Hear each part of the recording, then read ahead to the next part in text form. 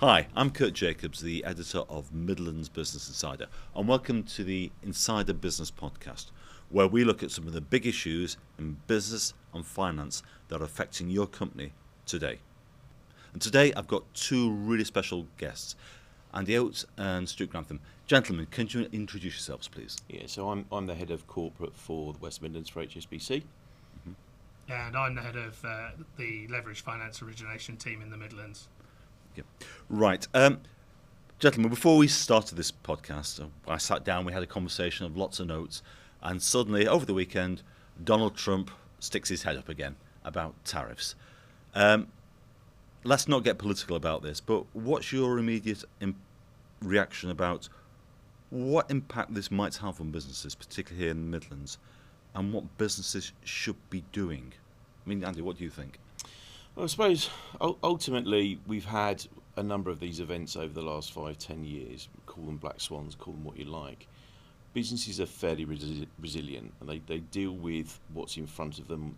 When it arrives, they deal with it at the time. So I think businesses will react as they have done before, which is listen, learn, and work out the implications for them. You can't get past the fact that we are in the West Midlands. We've got we have got the preeminent and largest car manufacturer in the UK, which is the largest exporter to the US. So all of that supply chain is going to be thinking about how it affects them. We'll see, they'll learn, they'll listen, but ultimately the resilience of businesses in our patch has always been very strong, as they have up and down the UK. And so we'll just watch them and learn and react as more comes through. Is it more about having a management team that doesn't get blown off by day-to-day events and thinks, hang on, I'm not thinking about the next quarter, I'm thinking long term? Stuart, I see you think. Yeah, no, I think that's the case. I think you have to be sort of quite clear on what your strategy is for your business, and the challenges of things like tariffs or the interest rate rises. Yeah, these things have the risk of driving you off course of where your plan is. But actually, if you've got a clear strategy, it's about them being adaptable, agile, and flexible to deal with those unknowns as they come up. The strength of the management teams in every business is what makes it either a success or a failure, and therefore having those plans in place to be able to react whatever the issue, and the kind of, I suppose, ultimately the strategic intellect of those management teams to be able to react to events that are put in front of them, that's what makes success. Okay. Coming away from Trump, I don't want this conversation to be dominated by him, but let's move away from black swans to a little more certainties, as it were, which is, I'd be grateful, starting with you, Andy, on how you see the overall economic forecast, as best you can predict it, for the near future, and particularly interest rates. I mean, a lot of companies are arguing, interest rates are suddenly incredibly high. Are they really? Well, I mean, if you look at the last 60 or 70 years, the average base rate's been around 5%. So no is the answer to that in a black and white answer. Obviously, what we've had over the last 10 years or so has been exceptionally low interest rates. But if we just take a step back and look at all the key drivers, so where are we forecasting growth? So the bank has economists that come out with this data. The latest view for 2026 will be around 1% growth this year. We saw the numbers come out last week. That was at 0.3 for November. Our forecast for this year is at just over 1%. You've got our forecast in inflation. We think it will be round about 2% by the mid-year, and that obviously all of that goes into the mixer to work out where interest rates are going to go. So 3.75 at the minute. Our forecasts are by the end of the year 3%. So a low in the general scheme of things over the last 50, 60 years plus, but obviously a high compared to the last 10 or 15 years. Mm-hmm. You make it sound as though what you're looking for 2026 is something which is unspectacular but steady, as it were. Well, I think everyone would like that, wouldn't they? just for a bit of variety. But I'm not entirely sure that that's going to be the case. The black swan event has become the norm. It's just none of us really know what that's going to be. But ultimately, a bit of steady for this year would be nice for everybody, just to kind of reset and think about the next steps over the next their medium-term plans off of a fairly steady base. I mean, Stuart, you look for a nice but boring year. Yes, if you yeah, could. I think so. I think it is the case that I think the sort of the volatility over the last sort of 5-10 years, it is such that people have deferred making decisions. Whether that's investing in people, investing in equipment, or just growing their business and taking on investment.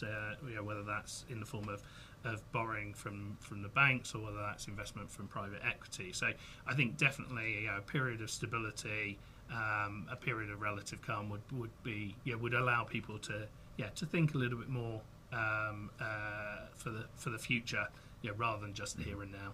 I've got to ask though, is why you think so many businesses got it wrong. I mean, interest rates were inevitably going to rise at some point, yet to a lot of companies it seems to come as a surprise, and a lot of businesses seem to have failed to take that into account in their long-term planning. I think part of it has been they've been so busy on everything else. Those Black Swan events. Yeah, it kind of fell down the list of things to focus on.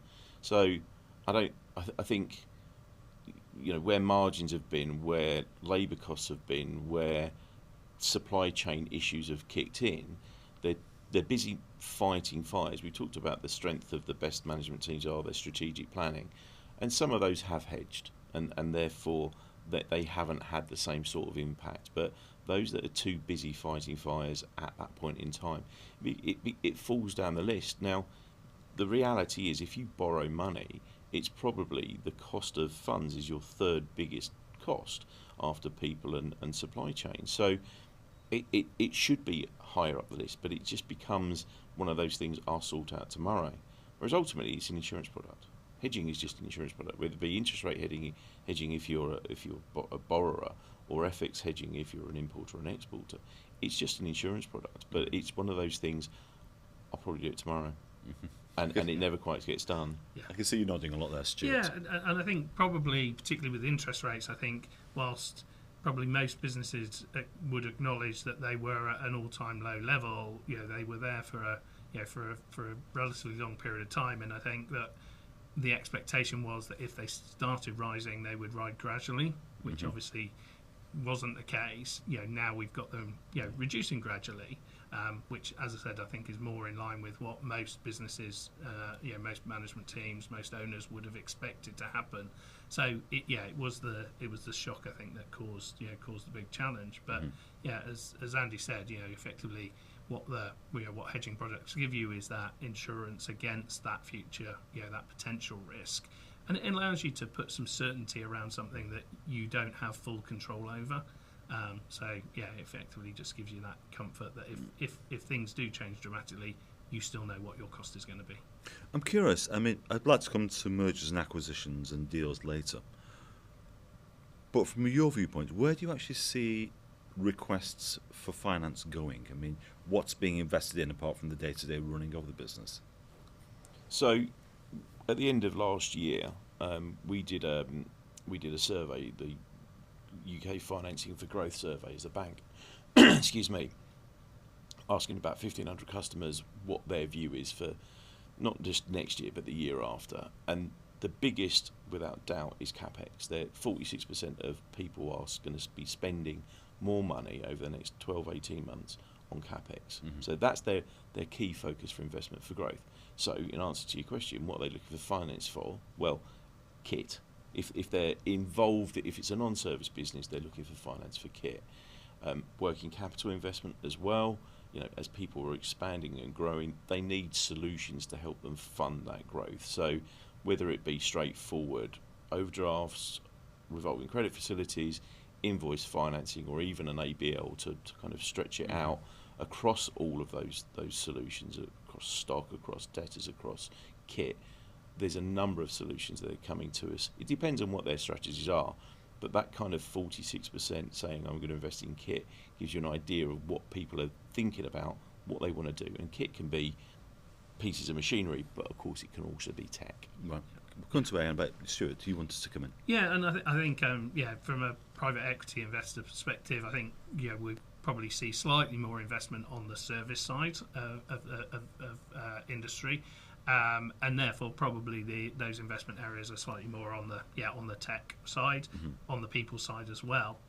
So yeah, that's very much where that investment is. Now that clearly is is a slightly softer investment area. And therefore perhaps less suited to sort of specific funding programs. But I think what we generally see is that that's where particularly the PE-backed businesses are tending to invest and then making acquisitions. Well, sure, that's actually a good thing that businesses are taking, rather than sort of let's cut back or retrench, they're actually taking investment in their future when it comes to kits seriously, as it were. Yeah, is that absolutely. because they feel they have to? Or because I think people are always looking at efficiencies. Go back to that strategic management point where they're always looking to run the business the most efficient, the best margins they can, and therefore there are opportunities potentially on any workshop floor to actually make improvements in the way that the particular item that they're manufacturing is being done. So yeah, they are looking for those efficiencies. But what generally we're seeing is that they're not looking to take cost out, people out. They're looking to redeploy that headcount to go and do something more value add. So again, on that survey, the UK Growth Forum survey that we did, 36% are looking to invest in people, i.e. more people. Yeah. So they're not looking to downsize, they're looking to grow the workforce, but just slightly different jobs, maybe more value add jobs for growth ultimately. Well, rather than just moving information from column A to column B. Yeah, exactly. A very simple example, absolutely, yeah. They're looking for those people, for the tech in that particular case to do that for them, and therefore use the more creative side of the brain ultimately to actually create some value for the business rather than something that is really perfunctory. Yeah. Phrase you used when we had the conversation earlier, Stuart, was dry powder. Now, to the non-specialist, what is that, and why should I, as a business owner, be interested in the fact there's a lot of it about? Yeah, I think it's particularly something that you see within the private equity investment market, which is, in simple terms, dry powder generally reflects the amount of money that the private equity investors have got, the funds that they've raised, and that they're looking to deploy and invest. But it sort of goes beyond that as well, because for every private equity investment, there's generally a debt package that sits alongside it. So it's also our appetite as HSBC to support those investments and to help those businesses grow, and that expands across a broader sort of, I guess, leveraged finance market where people are looking to invest. The private equity investors are looking to deploy their money, and effectively broadly for every pound that they deploy, we look to do a similar number. So there is a significant amount out there. That, I think, has been driven by a couple of factors. It's fair to say that the volume of opportunities, business owners, particularly who are looking for that investment for growth and are looking to partner with private equity, they've probably been a bit softer. There's a bit less appetite for it recently because of the volatility, because of the unpredictability that's been going on. Making a decision to partner with someone for growth when you're seeing challenges in your markets, seeing challenges within your business, can be quite difficult to do. So I think people, business owners in particular, management teams in particular, have to be sort of bold. I think it's in times of challenge, it's easy to sort of to cut back and to actually sort of put your foot on the ball. But the challenge with that is that that means other people are probably continuing to move forward. So you can only do it for a short period of time. Whereas the potential is if you see a growth opportunity in your market, whether that's by consolidating and acquiring your competitors, expanding your proposition, whether it's growing your product range, the countries you serve, etc., etc.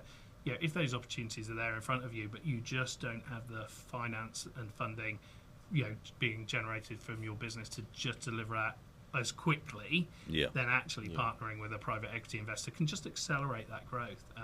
And that's something we've seen with quite a few, particularly those people operating within fragmented markets. Mm-hmm. I've noticed, we'll come back to this, but is there still reluctance amongst a lot of businesses to go for equity investment? I mean, particularly among owner managers, sort of. There's the usual thing: we'll grow a bigger pie, and you'll have a bigger slice. Yeah. But there's still no. It's my train set. I want to keep hold of it. Yeah, and that points that the point about the size of the pie is the bit that I think is the challenge that as a business owner you sort of, if you can see that value, that future value, and you can see the ability to get to it, quicker, because that's broadly what private equity can help you do is accelerate. It doesn't necessarily mean that you can't get there yourself, but the time at which it may take you to get there, because of the resources, the limited resources that you have, means that you may not get there. You may not ultimately achieve that. So it is a hard and quite an emotional perspective that you need to deal with as a business owner, because some people see it as they're giving up a portion of their business, but they're not. They're selling that portion of the business, but they're retaining significant value, which they can then grow further. So actually, if you can grow the portion that you retain to double, triple, quadruple what it was before, and you've also de-risked a little bit at the time, or you've unlocked some firepower that enables you to go out there and buy up your competitors, or grow your product offering, grow the geographies you serve, then actually it becomes a very valuable investment. I've noticed there has been, perhaps you can respond to this, Andy, is over the past few years, equity is increasingly going towards not just acquisition, which was the usual thing, or change of ownership.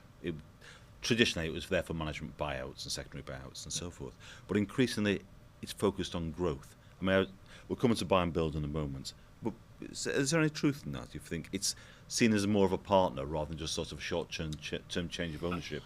I think it is, and I think the partner, the management side is looking for a partner that's got sector knowledge. If you go back 15, 20 years, sponsors were very generalist in the way that they approach the market. They've become more and more sector focused, so they can be value-add partners to the businesses that they're buying, so that they're bringing not just capital to the party, but knowledge, and that's what differentiates people in their pitches on the way in. It's convincing management teams of the value they can bring that isn't just capital. Yeah, okay. And I think that expands into, once again, historically, I guess, where they probably added the most value was perhaps in terms of the chairman and non-exec that they may bring into the business. So someone who perhaps has been there and done that, or just acts as a sounding board for an owner manager who often is in quite a lonely place. So that was sort of where things were traditionally led, and then, as Andy said, then increasingly it's becoming sector focused. Increasingly, the benefits of their other investments, so learning off of others who are who are invested in by the same private equity, and also increasingly into sort of value creation teams as well. Which, once again, it's about leveraging that knowledge and experience and understanding that they've gained from the investments they've made over over many years. So I think they can bring a lot to the party. But it is, it's recognising, and I think the other reason why there's been that shift a bit more as well to the partnership piece is I think that a lot of owner managers feel that the value of their business today is not where it was.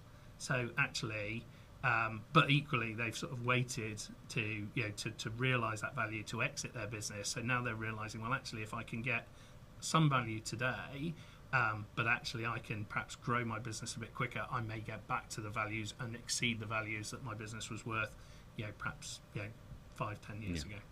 Just out of curiosity, I mean, to both of you, how has the mergers and acquisition market been over the past year or two?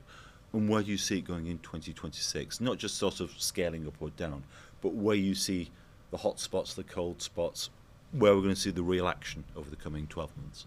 I think as a general overview, the last 18 to 24 months has been relatively quiet compared to 5 or 10 years ago. Interest rates can be part of that explanation because obviously there's bank debt in most of the deals that underpins the M&A. certain sectors have bucked that trend. So we've seen lots of M&A and buy and build going on through the accountancy sector. The legal sector is becoming quite hot in and around that just at the moment. So I think the history is not necessarily a proxy for the future, because interest rates, as we've touched on already, are going to come down, which will help. It won't facilitate, but at least help some of that M&A work going on in 26. So I see more going on this year. There's one or two other things that are floating around. So the changes the government put in place 18 months ago in the budget around IHT planning, there's a number of owner-managed businesses that are now thinking, well, actually, I might sell. I might sell now in the next 12 months, because the IHT process burden, never mind the actual cost burden, the IHT process burden will be too much for my estate to manage as an owner-managed business. So what I'll do is I'll start to get around that now, plan for it, and do some actual strategic decisioning around whether I stay in or go. And we've got a number of the owner-managed businesses in the corporate world, purely corporate world, that are doing exactly that. They are planning now for exit, whereas they may not have done. They may have passed it on to family, but they're definitely, it's on the list of things they're thinking about. Stuart, Andy picked up on a really important point there, which is consolidation. Yeah. If we'd gone back, perhaps, as you were saying, 15, 18 months ago, the big areas of consolidation were in sort of sectors like chemists, vets, and so forth. Yeah. It seems to be sort of, I'm not saying going up market, but going more towards white-collar professional services. Yeah. I mean, perhaps it's a good point to introduce perhaps the idea of buy and build and so forth. But what's happening? How do you see consolidation?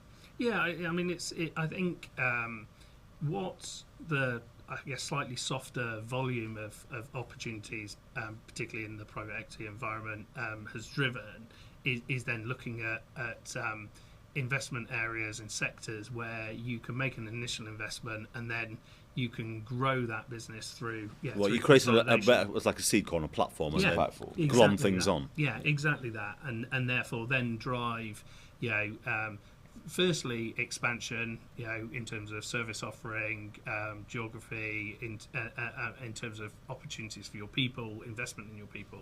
So definitely those are areas where private equity have looked and made those platforms. And you're right, they've typically sort of shifted towards the accountancy profession, the legal profession, testing and inspection, which is a very broad church, but it's looking for a market that is growing, a market that has some resilience, particularly if you think about things like accountancy. Actually going back to one of Andy's points about using your people efficiently. If you're an owner-managed businessman, then the reality, then there's certain services that actually your accountant can be providing for you, whether that's things as simple as managing your payroll, which allows you to then deploy those resources doing other things. So there's a lot of resilience in some of those markets, which gives a good bedrock. And then, as I said, they're very fragmented. So simple things like, starting with a business, for example, based in the East Midlands and gradually expanding it through acquisition into the West Midlands, home and eastern counties, etc., is something that's relatively straightforward. Or starting with a business, once again, if you take something like accountancy that perhaps was very much focused on core accounts and tax, expanding it into areas like corporate finance, business advisory, even things like wealth management and technology, are things that you can do by making those acquisitions. And from a private equity investor's perspective, once they've made that initial investment, actually sort of backing a management team to bring together others, the risk profile is lower. The costs, the investment that they're deploying to build that business out, particularly in an environment where there's a limited number of new opportunities, it gives you a portfolio business to continue to lend to, and we have a number of examples of businesses in those spaces that we've supported, from sort of sub 5 million EBITDA, growing them all the way up to 20, 30, 40 million, and obviously along the way being able to deploy more of our money and the private equity investors to be able to deploy more of theirs. Was this, Stuart, because you raised a point there which is about buy and build. It's not just about agglomerating, taking out costs and expanding. You seem to indicate with things like accountancy, with law and probably TIC, and we could I suspect we could do the same with dentistry, with funerals and so forth. It's an expansion of services as well. You can start adding other services on as well. Yeah, no, I think you're right, and I think it is both of those areas because one of the key things that a lot of the private equity platforms offer in those spaces is to take perhaps the back office and centralise it, and therefore free up the the value added elements of their business. The qualified accountants, for example, the qualified lawyers, to focus on delivering accountancy services, delivering legal services, rather than chasing invoices and Can I concentrate on the fun stuff, please, rather than so exactly, and that works really well, and it actually makes it an attractive proposition when those platforms are approaching potential acquisitions, because not only is it the owners of those businesses, the partners of those businesses that get freed up to do it, but also the people in their in their teams, and then you add in, as I said, you layer on the wider services once again from a people development opportunity. If your business previously had a very narrow service proposition, actually to be able to get into some of those, slightly, more niche areas, slightly more specialist areas, where actually if you were a firm of 15, 20 people, you couldn't really afford to commit 3 people to focus on corporate finance, for example. Well, actually, if you're now part of a 1,000-person business, actually you can. There's also a couple of points from the vendor side there as well. So there's a lot of people that have set businesses up and are approaching retirement, and they don't see the next generation being interested in taking over the partnership within their firm. So what do? Well, the consolidation universe is actually a really good place for them, therefore. So people buying and building and taking the practice and taking the customer base on is advantageous. There's also the regulatory burden is getting more and more difficult to operate as a smaller player, because the cost of maintaining and making sure you stay colouring within the lines of your whichever regulator it might be is becoming more and more challenging. So actually, by consolidating up into a bigger practice where they've got black belts doing this for a living, it actually is much better for the customer, because it keeps the pricing more competitive, because ultimately they're the ones that pick up the price if things get more expensive to run a practice. So it's advantageous for both the vendors and the buyers on what's going on at the moment in a number of these sectors. And the other element of that is, it's not just regulation, it's the technology. And that capability to spread the cost of that investment across a larger base, it just means that you're more likely to be able to explore and adopt those areas, rather than feel that it's an exceptional cost that you just can't afford to do, which of course only means that you drop further and further behind your competitors. Well, Stuart, you've obviously been taking a sneak peek at my notes, because I was actually going to come on to the issue of technology soon. What I'd like to do is look at both AI, but also cybersecurity. But let's kick off with cybersecurity. We talked about black swans earlier.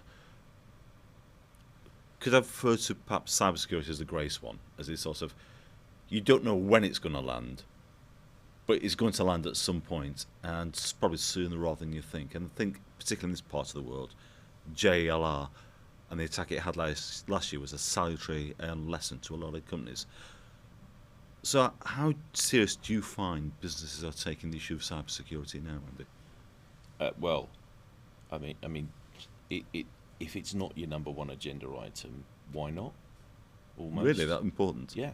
So if you're not doing it, why aren't you doing it? Because it can have such an effect on everything you do, your people, your customers, your supply chain, everything. We've seen that, right, in the last 6 months in this region with what happened to JLR, unfortunately. So it absolutely has to be.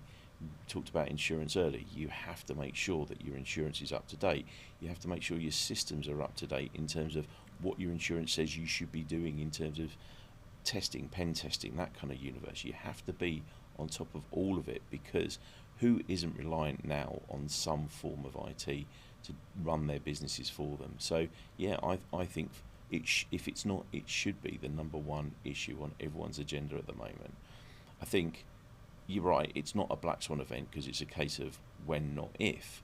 I think the biggest concern for me isn't about just our customers but our infrastructure, and a kind of a bad actor going after our infrastructure, whether it be energy, whether it be transportation, whatever it might be, because that can bring everybody to a halt very quickly. Now, obviously, we've got very, very clever people across the government, across all various functions that are looking at this stuff all the time, but it only takes one chink, which is normally the human chink, to do something to allow somebody in, and then what happens is JLR shuts down for a month and a bit, M&S shut down. We've seen it across the board, and it's always human error that causes the problem. So it's about making sure that you've got your systems and processes, your governance around it as best you possibly can, and making sure that your insurance is in place to cover it. Come on, Stuart, I mean, how much is the issue of cybersecurity not just one of sort of stopping an attack, and as Andy said, having not just the tech, but the training, the insurance in place as well? But how much also is it an issue of recovery? Yeah. If an attack happens, it's not sort of, it happens at midday, by 3 p.m. it's all sorted. Phew, we got over that one. It's far more involved than that. Yeah, no, and I think as Andy said, because it's such a it is a when rather than if type event. Now, whether or not they can, you get an attack to the point where it takes your systems down, or not, is that first sort of preventative measure.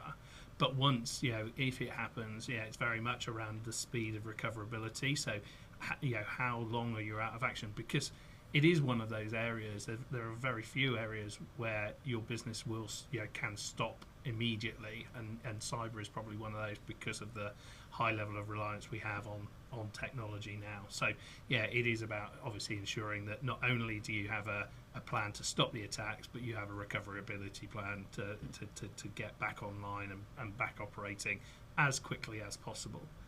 Because that once again gives you that sort of protection, I guess, against something that could be that will can fundamentally stop your business operating. Yeah.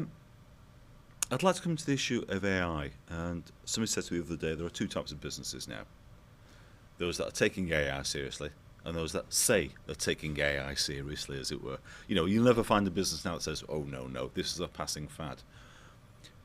But I'm curious, as you're speaking to your customers, and what's their take, and what do you think they should be doing? Is AI something they should be bolting on, or is it something to be far more fundamental than that? Andy, what are your thoughts? I think it partly is sector on the scale of how serious they're taking it just at the moment, and there's certain sectors it can influence a lot more today, and there's certain sectors that it can influence a lot more tomorrow. So it's about, again, going back to the point about management and strategic planning on how they embed AI for today, tomorrow, and the future. Obviously, the pace of change has never been quicker today, and it's even quicker tomorrow. So it's about identifying how AI can fit into their business and give them the most opportunity, and stepping back about making sure they plan for that and what it can mean. We've touched on it in a way already. The thing with AI is it's taking away the opportunities to take away the perfunctory roles, and to make sure that we allow the investment that we make in people, in whichever business it is, to be the most value add they possibly can be, rather than just doing a bog standard perfunctory job. So it's about looking at where you can get the best bang for your buck. It's a return on investment ultimately, in terms of assessing what AI can do for you today and what it might be able to do for you tomorrow. But ultimately, go back to the management point, the strong management teams are looking at what it can mean for their businesses and embracing it, and those that aren't, the head in the sand kind of approach, will be the ones that get ultimately left behind. But it's interesting, the way you phrased it there was, you seem to indicate that AI is not a tech issue, it's primarily a people issue. It's one of structure and training and showing how to people to use the stuff, rather than sort of it coming in a box. Yeah, absolutely. It'll be in almost all businesses. established businesses especially, it will be introduced over time, and it will be additive to the business. It won't. It will be freeing up the people and the human resource to go and do something more value add, ultimately. So yeah, it's not a lot of people see it as a threat. I think it's very much the opportunity, as long as you embrace it. Mm-hmm. Stuart, talk about opportunity. We had a chat a little while ago, and you seem to indicating one of the fundamental problems that some businesses view AI as is a way of cost saving. Basically, I can scrap that function, I can get rid of that person there, rather than sort of hang on a minute. It's a little more fundamental than that. It's more than just a one-off cost saving. There are far bigger opportunities here. Yeah, no, I think so, and I think this is why you've got to, AI in and of itself is not the answer. It's about how it can form part of your broader and wider strategy. So it's about where can it drive that that opportunity for you. It isn't going to cure all ills. It's not going to be it's not a magic. It's just another tool, isn't it? Exactly. Ultimately? Yeah, exactly. So I think it's important that you look at it through the lens of your broader strategy, through the plans that you have for your business. In some respects, if you think about our industrial heartland, it's similar to investing in a piece of equipment. Yeah. What does it do? How can it help me run my business, operate, deliver what my service or my product in a better way? Now that might be slightly more revolutionary. It might change the way you do things, but you've still got to come at it from how can it develop and change what I am doing. Now, the reality is, if you just look at that as a cost-saving opportunity, well, those cost savings will come around once. Actually, if what you can do instead, and once again, we've talked about this slightly earlier, if you can use it to unlock capacity for people to add more value, well, actually, the revenue that those individuals can generate can be repeated. The volume of product that you can produce, that can be repeated. Whereas the cost out is just it's a one-off. It's a one-off benefit. It doesn't sustain or grow your business. It sounds like we're coming by almost. These conversations are almost circular, almost to what we said at the beginning, Andy. The thing about AI, it's having a strategy. It's having a strategy rather than a tactic, as it were. Correct. And that goes back to a leadership team that thinks, hang on, I'm not thinking of firefighting. I'm not thinking of cutting costs the next quarter. I'm thinking about investing in this as a long-term project, the results of which will be measured in years, not quarters. Agreed. Absolutely agreed. It is a complementary tool.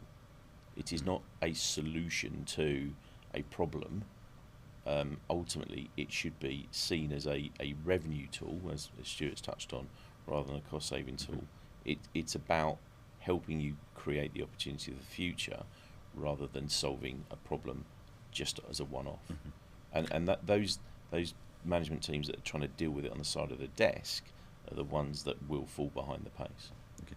There's something else I'd like to come to, which is, let me challenge you, as it were, which is,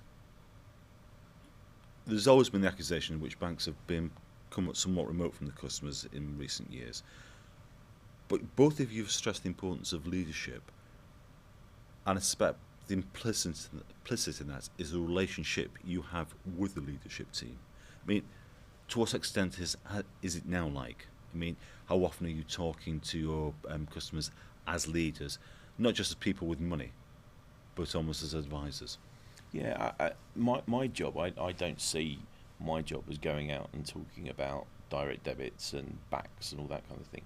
It's about getting to know the management team to understand what their strategic intents are for their business, so that we can be ahead of the game and producing solutions for them before they actually ask for a solution. So we see ourselves more and more as strategic advisors to our clients, and within the realms of what's possible, we're getting more and more invites to sit alongside management teams on board, not as in shadow directorships, but sitting there to engage with the whole of the board about where their plans are for the future, so that we can use our experience partly, and we can use our product partly to start solving. We touched on earlier how PE used to be seen as the provision of NXD chairman. Well, the problem is with a lot of owner-managed businesses that it's quite a lonely place at the top. They haven't got that kind of chairman, that third-party chairman. They've never felt the need to make that investment.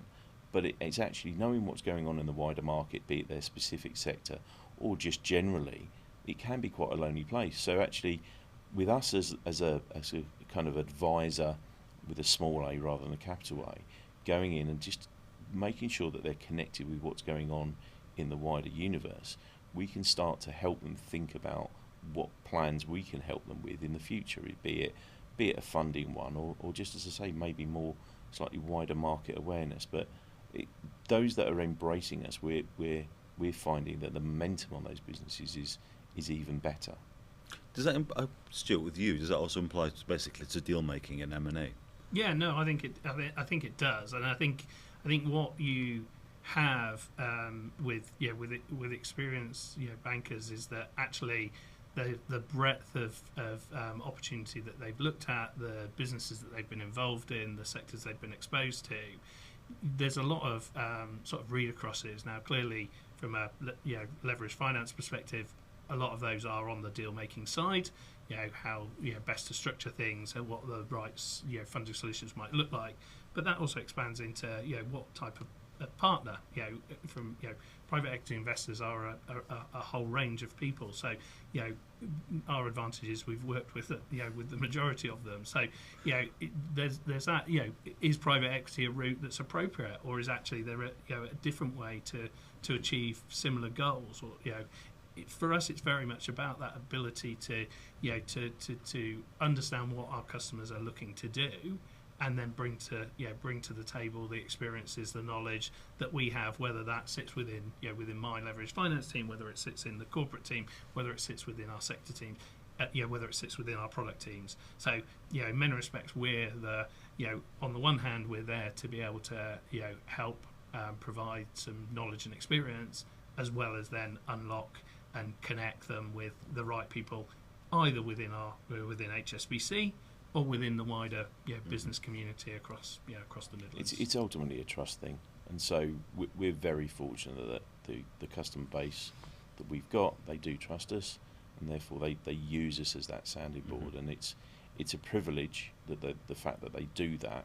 and it's earned rather than expected, but over time, as Stuart touched on their experience, they get the experience of us. They understand that we've got that depth, and therefore they confide and talk to us about their strategic plans, and we can then kind of explore how we can help them. But that doesn't come overnight. That comes over time, both from a institutional perspective but also the individual perspective. And the closer, as I said, the role I perform is to get closer and closer to those management teams, to allow them to trust me to actually have those conversations about what their plans are for the future, so that we can react and support as appropriate. I'm going to finish, if I may, with what you might call a quick fire round, which is this. Don't worry, no trick questions. Which is, I'll start with you, Stuart, if I may. One takeaway thought you would like the viewership, the listenership to this podcast to take away from them. Plea, a prediction, a warning, a plea. There's one thing thought, take this away, from this. What would it be? Yeah, I think it would be that actually taking on and partnering with a private equity investor can help you really accelerate your growth and enable you to grow your business. So don't look at it as giving away part of your business. Look at it as bringing on board some investment that can help you accelerate. Andy, what's your mind bomb? Communication. Like in any relationship, communication is what makes it work. So whether you're going up, down or sideways, talk to your funding partners. We go back to that strategic advisor part. We can only help if we know what's going on. If you don't tell us what your plans are, then it's very difficult for us to react, especially quickly. And therefore, if you've got things on the horizon, either good, bad or indifferent, that you're aware of, talk to us. Okay, thank you. I think there's plenty more to talk about, but I realise this is perhaps a good point to bring this to a conclusion. So thank you very much to my guests, Andy Oates and Stuart Grantham. Please, if you've enjoyed watching this podcast, unashamedly tell your friends, spread the good news, pass it out there and get them to watch it and listen to it. From me, Kurt Jacobs of Insider, thank you very much.